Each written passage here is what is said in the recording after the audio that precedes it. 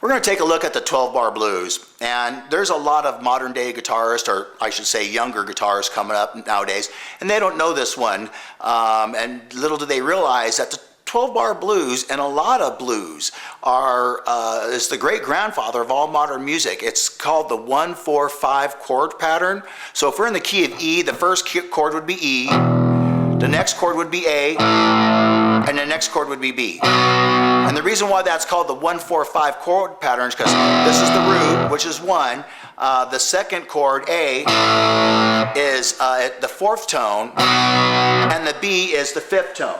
Now, something that's really funny about this is Led Zeppelin, by one author, was noted as one of the first bands to get away from this 1-4-5 chord pattern as a regular songwriting tool. So it went pretty much from the 30s right up until about 1970, when people would mix or match the 1-4-5 chord pattern. So we're going to take a look at it. So the 12-bar blues means 12 measures, and if we were just to play it as a straight kind of thing, like a lot of people did in the 50s, it sounded like something like this.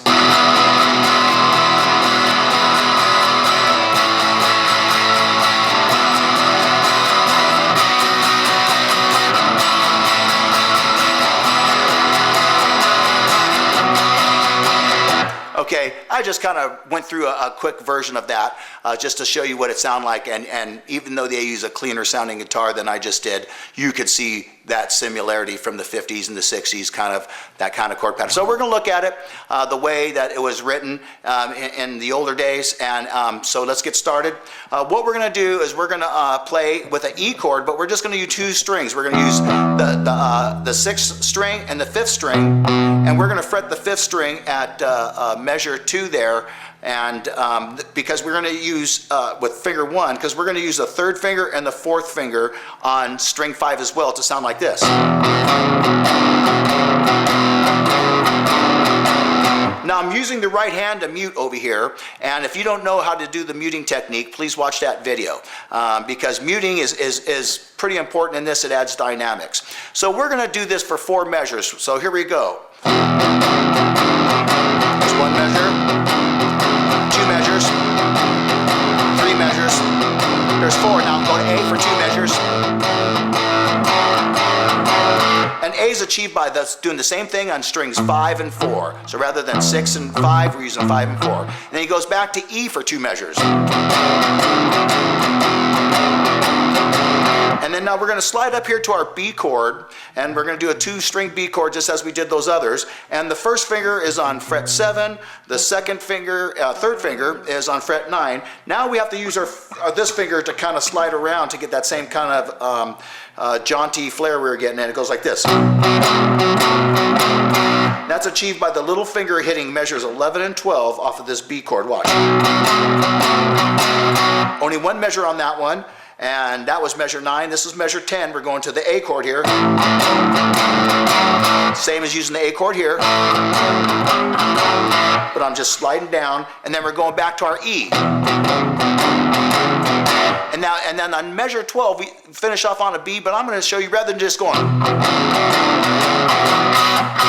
we're going to look at a chromatic climb that's really good, a way to resolve it on measure 12. So here's measure 11. And measure 12 is going to go like this. 1, and 2, and 4, and. Now watch, here's how I'm going to play you measures 11 and 12. And that's achieved by, on measure 12, we're going to look at measure 12 is achieved by hitting 6 and 5 just 1 time, 1. And the and is going to be an A chord. We're going to do an A5 chord, but it's going to be the 2 middle strings there on fret 2. Use an upstroke on your right hand. The first one is a downstroke, down. This is an upstroke, up. And then we're going to go 1 fret up on the same 2 strings, down. And then 1 fret up on the same 2 strings, up. We're going to skip the 3rd count, which would have been a downstroke. And then we're going to go up, down, up, which is and, 4, and, because we missed 3. Watch, I'm going to say it real slow and count it out for you. Check this out.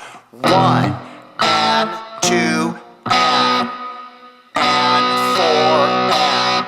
So here we go. 1, and 2, and 4, and. So let me play the whole 12-bar blues for you right now, just as we did.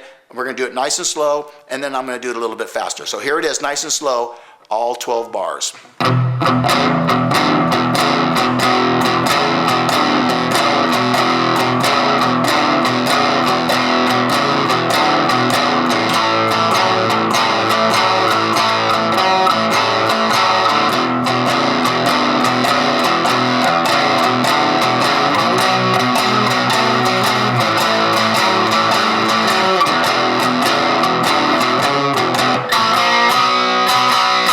Okay, now you'll notice a lot of people, they'll play like a fast blues kind of thing, and it sounds like this.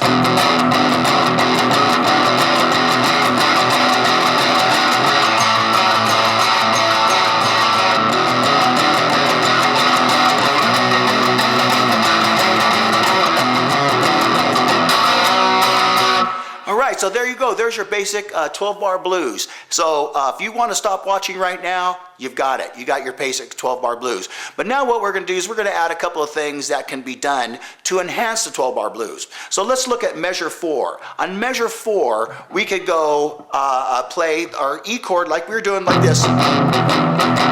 But what we're going to do instead, on measure 4, we're going to play this E chord on the 1 and the and count. We're going to go 1 and. Then we're going to do an F sharp 5 chord. We're going to go 2 and. That's first finger on the second position. This one's holding the fourth. Then we're going to slide up one step here to the G. That's going to be 3 and. Then we're going to go to our A flat for 4 and.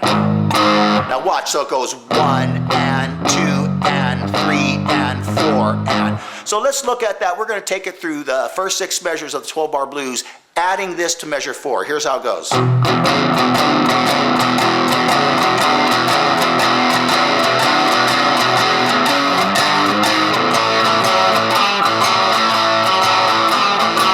So what I did just then was I was kind of building up to go to the A chord. So there's a great way to accent it a little bit and add a little flavor to your blues pattern. Now, another thing we could do is when we go up to the B chord, which is measure 9, bar 9, we were doing this. And then we went to this.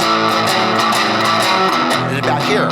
Okay, now what we can do is we could play a B7 chord, and on the A we can play an A7 chord to give it some flair. Now watch, so if you don't know those chords, check out our 7 chords, dominant 7 chords. It's on our chords by name, and you can review them there if you don't already know them. But now watch how I'm going to use, instead of playing it like this, watch how I utilize those chords. Here we go.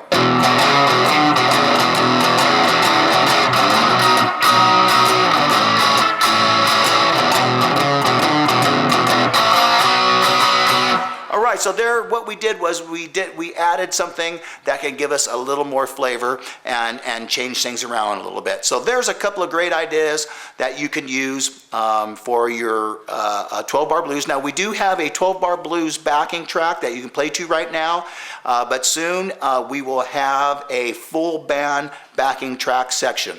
That's coming in the summer of 2015. So subscribe, don't miss that. We're going to have some great full band backing tracks so you can solo over. The scales you want to use this, you want to use your E rock blues scale. We got a 3 octave scale. We have scales in different positions that you can use. So watch our scales and modes videos and practice. Have a great day. Find someone to jam with. And it's a lot of fun. Have one guy play the rhythm, the other guy play the lead, or else use my backing tracks and practice this stuff. It's a lot of fun. It's great. Subscribe to our videos. Lots of stuff coming up.